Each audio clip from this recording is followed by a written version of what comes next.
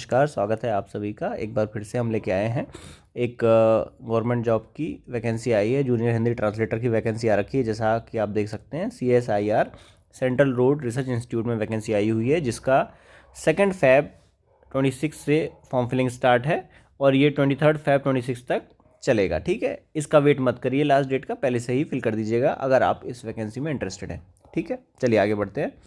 Junior Hindi translator post code एक post है। अब कुछ लोग बोलेंगे इतनी कम पोस्ट है, यूआर की एक ही वैकेंसी है, OBC SC ST जो भी आपकी कैटेगरी है डजेंट मैटर। लेकिन देखिए, राजभाषा की फील्ड में यूजुअली SSC GST को छोड़ के बहुत ज़्यादा वैकेंसीज नहीं आती हैं, और ये इसमें ये भी देखना होगा कि कम पोस्ट पे आवेदन भी कम ही आते हैं यूजुअली। ये मेरा अपना अनुभव रहा है कि इस पर आपको बहुत ज़्यादा आवेदन देखने नहीं मिलेंगे। तो इसीलिए ऐसा नहीं कह सकते कि एक पोस्ट है हज़ारों बच्चे या बहुत स्ट्रॉन्ग कंपटीशन होगा। हाँ, कंपटीशन होगा, लेकिन आप ये नहीं कह सकते कि उतना ज़्यादा होगा कि 50,000 या 30,000 ऐसा कुछ आवेदन आ जाए। ऐसा कुछ नहीं होता है, कम आएंगे और कम बच्चे फाइट करेंगे आपस में। ठीक है, लेवल 6 की जॉब है। 7th सेंट्रल पे कमीशन के हिसाब से 35,400 बेसिक पे होगी शुरुआत, जो लगभग आपको पता होगा अभी 60-70,000 लगभग आपकी इसकी शुरुआती सैलरी होगी। आप सभी को आइडिया होगा, GST की सैलरी स्लिप देखने की ना लगभग वही होगी। ठीक है, और इसकी हम मैक्सिमम एज लिमिट देख सकते हैं, नॉट एक्सीडिंग 30 ईयर्स। ठीक है, यूआर कैंडिडेट्स के लिए है। बाकी जो OBC SC ST को जो एज रिलैक्सेशन मिलता है वो यूजुअल मिलेगा। ठीक है,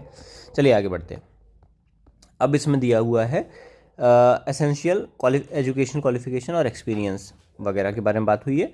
एसेंशियल क्वालिफिकेशन अगर आप गौर से देखेंगे तो it is very much similar to SSC GST exam, है ना, जिसमें master degree of a recognised university और इक्विवेलेंट इन हिंदी और इंग्लिश विद इंग्लिश और हिंदी एज अ कंपलसरी और इलेक्टिव सब्जेक्ट और as a medium of examination at the degree level, master degree of a recognised university और equivalent in any subject other than Hindi और English with Hindi और English medium and English और Hindi as compulsory और elective subject और as a medium of examination at the degree level.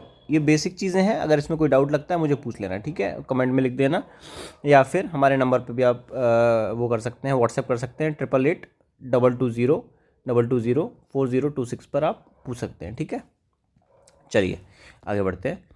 अब हम आगे बढ़ते हैं। Master degree of a recognised university और equivalent in any subject other than Hindi और English with Hindi and English, यहाँ पे Hindi and English as a compulsory और इलेक्टिव सब्जेक्ट ऑफ आइदर और the two as the medium of examination and the other as a compulsory और elective subject as a degree level. ठीक है, and मतलब ये compulsory है, इन तीनों में से एक चलेगा। ये सेटिस्फाई हो रहा है, ये सेटिस्फाई हो रहा है, ये सेटिस्फाई हो रहा है, इनमें से कोई भी एक आपके पास होना चाहिए इन तीन कंडीशंस में। मान लिया आपके पास ये है तो आपको इन दोनों को नहीं देखना है। फिर अगर आपके पास बीच वाली है तो आपको ये और ये नहीं देखनी है। अगर आपके पास लास्ट वाली है तो ये दोनों आप छोड़ देना। तो इन तीनों में से एक कंडीशन सेटिस्फाई होनी चाहिए, और ये आपकी जो लास्ट कंडीशन है ये कंपलसरी है, जिसमें क्या कह रहा है, एंड मतलब आपके पास ये होना ही होना चाहिए, रिकॉग्नाइज्ड डिप्लोमा और certificate course in translation from English to Hindi to English और वाइस वर्सा, और 2 years experience of translation work from Hindi to English and vice versa in central और state government office including government of India undertaking. ठीक है, ये होना चाहिए, मतलब PGDT या फिर आपके पास सर्टिफिकेट कोर्स इन ट्रांसलेशन, है ना, ये होना चाहिए। तब आप इनमें से एक कंडीशन चाहिए ऊपर के 3 में से, और ये कंडीशन कंपलसरी है। अब डिज़ायरेबल क्वालिफिकेशन या एक्सपीरियंस का मतलब है कि भाई अगर ये नहीं भी होगा तो भी चलेगा। याद रखिए, डिज़ायरेबल का मतलब एसेंशियल नहीं होता है। इवन इफ अगर आपके पास एसेंशियल आप फॉलो करते हैं तो भी आप अप्लाई कर सकते हैं, डिज़ायरेबल नहीं भी है तो भी चलेगा। ठीक है, लेकिन अगर है तो थोड़ा सा एडवांटेज मिल सकता है, लेकिन गारंटी नहीं कि एडवांटेज मिलेगा ही। डिज़ायरेबल का कोई ऐसा वो मीनिंग मत निकालिएगा। ठीक है, बहुत सारे कैंडिडेट्स इसमें बहुत ज़्यादा कन्फ्यूज़ रहते हैं। चलिए, knowledge at the level of matriculation of recognized board or equivalent one of the languages other than Hindi mentioned in 8th schedule of the constitution, जो हमारे 8वीं अनुसूची में 22 भाषाएं हैं। अगर आपने हिंदी के अलावा उनमें से कोई भाषा मेट्रिकुलेशन में पढ़ी है तो आपके लिए वो एक अच्छा अनुभव है जो आपको काम आ सकता है इसमें आगे। ठीक है, डिग्री और diploma in translation from Hindi to English and vice versa from a recognised university. ये लिखना थोड़ी सी अजीब बात है क्योंकि इनने एसेंशियल में ही इसको दे रखा है, तो डिज़ायरेबल में लिखने का इसका कोई सेंस नहीं था। यहाँ पे इन्हें ऑलरेडी ही दे रखा है। ठीक है, चलिए आगे बढ़ते हैं। और इसमें हालांकि डिप्लोमा और सर्टिफिकेट मांगा है, यहाँ पे डिग्री दिया हुआ है, तो अगर डिग्री थोड़ी सी मतलब यूजुअली 2 years की हो जाती है, तो आप ज़्यादा डिटेल्ड आपने अगर पढ़ा है तो आपको ट्रांसलेशन अगर आपने डिग्री कर रखी है तो उसमें थोड़ा सा फ़ायदा तो होगा, ऑब्वियस सी बात है, आपने ज़्यादा पढ़ाई की है। ठीक है, इसमें दिया है job requirement to assist in the implementation of official language policy of the government of India. तो मतलब आपको ऑफिशियल लैंग्वेज जो पॉलिसी होती है, राजभाषा नियम 1963, राजभाषा अधिनियम 1976 या फिर संवैधानिक प्रावधान जो हमारे होते हैं, और हमारा वार्षिक कार्यक्रम कह लीजिए। और इसके अलावा क्या होता है, हमारे राजभाषा विभाग से जुड़े जो समय समय पर जो दिशा निर्देश जारी होते रहते हैं, उसके बारे में विभिन्न समितियाँ, नराकास, कई चीज़ें होती हैं। तो official language policy of the government of India, वो आपको इम्प्लीमेंटेशन चाहिए to translate official correspondences, scientific literature, documents, records etcetera from Hindi to English and vice versa, to assist in the preparation of submit reports and returns in any other work as may be assigned by higher authorities from time to time. ठीक है, चलिए, तो ये आपका जहाँ जो आपको काम करना है वो हो गया। चलिए, अब मोड ऑफ सिलेक्शन देख लेते हैं कि इसमें पेपर 1, पेपर 2, 2 पेपर आपको देने होंगे। Paper 2 will be evaluated only for those candidate who secure the minimum threshold. जो पहले पेपर में न्यूनतम अंक प्राप्त करेंगे, सिर्फ उन्हीं का पेपर 2 जांचा जाएगा, अदरवाइज पेपर 2 की जांच ही नहीं होगी। पेपर 1 में अगर आपके न्यूनतम जो अंक निर्धारित करे जाएंगे, मतलब पेपर में 1 में भी आपको मेहनत करनी होगी, है ना। अगर आप पेपर 1 में क्वालिफाई नहीं होते हैं तो आपका पेपर 2 चेक ही नहीं किया जाएगा। ठीक, final merit list will be prepared only on the basis of marks obtained by the candidate in paper 2। मतलब पेपर 2 में आप जितने नंबर लाएंगे, सिर्फ उसी के बेस पे आपका चयन किया जाएगा। मेरिट लिस्ट जो बनेगी वो पेपर 2 के अंकों के आधार पर ही तैयार की जाएगी, ना कि पेपर 1। पेपर 1 सिर्फ सिलेक्शन के लिए है कि हाँ, आपने न्यूनतम अंक ला लिए हैं तो आप पेपर 1 क्वालिफाई करके पेपर 2 में पहुंच गए, और पेपर 2 में फिर जितना अच्छा करेंगे उसके बेस पे मेरिट बनेगी, जिसमें से एक कैंडिडेट आपका सिलेक्ट हो जाएगा जो यूआर की वैकेंसी है, जिस हिसाब से आपने देखा है। ठीक है, चलिए आगे बढ़ते हैं। Paper 1 will be OMR based और computer based objective multiple choice examination. मतलब पेपर 1 या तो ओएमआर बेस्ड होगा, मतलब हार्ड, मतलब कंप्यूटर में दिखाएंगे या फिर ऑप्शन टिक करने होंगे, या फिर computer based objective multiple choice कुछ एग्जामिनेशन होगा। While paper 2 will be objective type, मतलब इसमें आपको लिखना होगा कहीं नहीं, पेपर 2 में, है ना। आपको लिखना होगा, क्या लिखना होगा वो मैं नीचे बताऊँगा। ठीक है, अब देखिए, medium of questions objective type multiple choice question भी होंगे जो दोनों भाषाओं में उपलब्ध होंगे, और स्टैंडर्ड ग्रेजुएशन लेवल का होगा।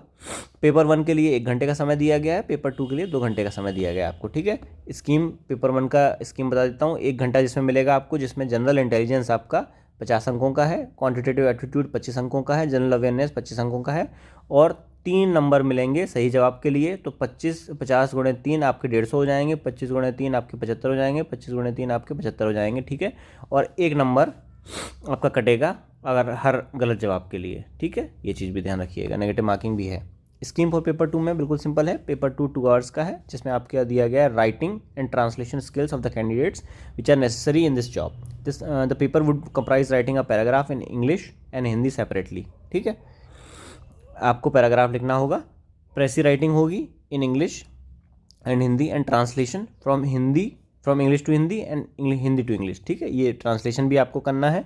The total marks in paper 2 would be 300 and time allotted for this would be 2 hours. मतलब इन 300 अंकों के बेसिस पे आपकी मेरिट सूची बनेगी, जिसमें आपको ये जो दिया गया है राइटिंग एंड ट्रांसलेशन स्किल अगर आपकी अच्छी हैं तो 300 अंकों के आधार पे आपका चयन किया जाएगा।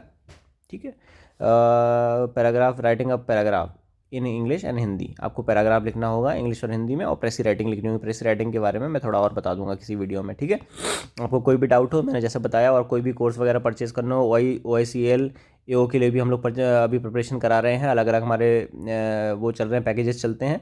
तो आप हमें 8882204026 पर व्हाट्सएप करके उन पर भी एनरोल कर सकते हैं, और वीडियो को लाइक ज़रूर कर दीजिए दोस्तों, और चैनल को सब्सक्राइब करते जाइए। हम अपने एंड से जो भी हो सकता है बेस्ट आप लोग के लिए प्रोवाइड कराते रहते हैं।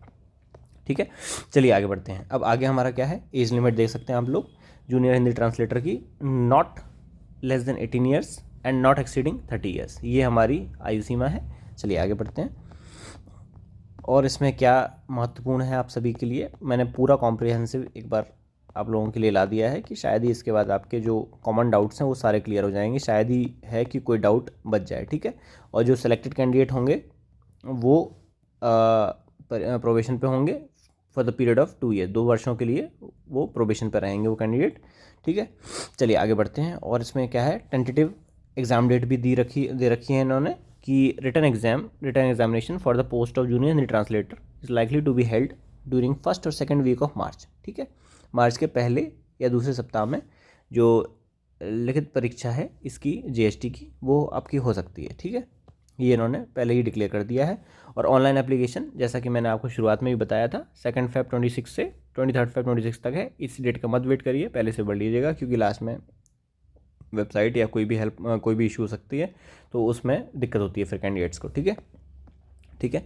और ये कैंडिडेट्स आर रिक्वायर्ड टू पे एप्लीकेशन फ़ी और ₹500, है ना, 500 रुपये की आपको एप्लीकेशन फ़ी जमा करनी होगी, जिसके बाद ही आपको ये चीज़ मिलेगी कि हाँ आप फॉर्म भर सकते हैं। ठीक है। तो ओवरऑल मैंने आपका सारी चीज़ें कवर करी दी हैं दोस्तों।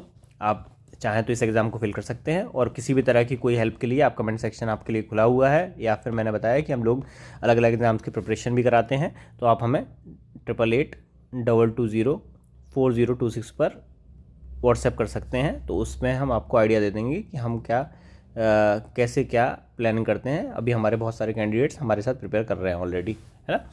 और आपका इससे जुड़ा कोई भी सवाल हो तो आप हमें कमेंट्स में लिखिए, और वीडियो को लाइक ज़रूर कर दीजिए दोस्तों, लाइक नहीं करते हैं। और हमारे चैनल को सब्सक्राइब कर दीजिए, ताकि आगे जाके जो भी मैं राजभाषा अधिकारी से संबंधित आपके लिए वैकेंसीज़ लाऊं, या कोई भी नए जो रिक्तियाँ निकलती हैं, तो आपको तुरंत पता चले और आप फॉर्म समय से फिल कर सकें। ठीक है। Thanks for watching and subscribe to the channel. Thank you.